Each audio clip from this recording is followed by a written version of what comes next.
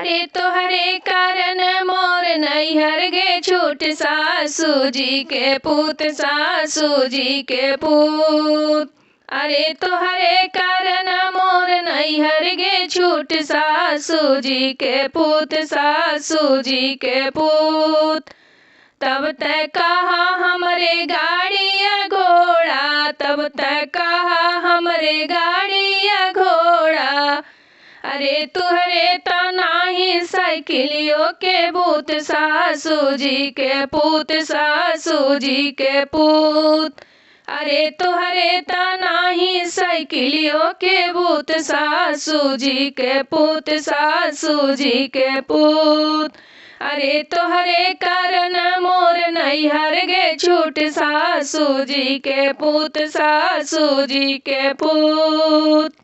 तब तक कहा हमरे कोठाया टारी, तब तक कहा हमरे कोठाया टारी।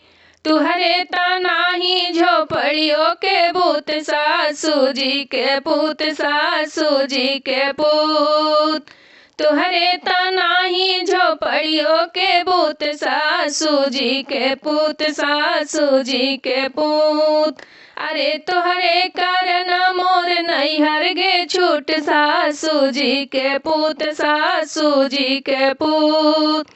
तब तक कहा हमरे बाग बगीचा, तब तक कहा हमरे बाग बगीचा।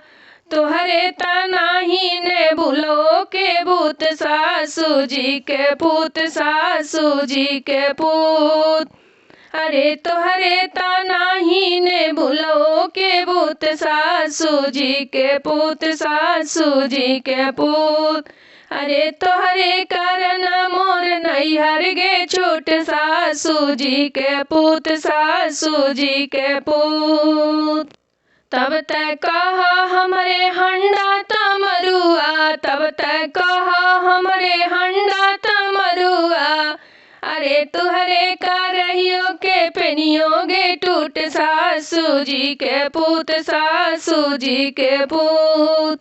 अरे तुहरे करहियो के पेनियों गे टूट सासू जी के पूत सासू जी के पूत। अरे तोहरे कारण मोर नैहर गे छूट सासू जी के पूत सासू जी के पूत। अरे तोहरे कारण मोर नैहर गे छूट सासू जी के पूत सासू जी के पूत।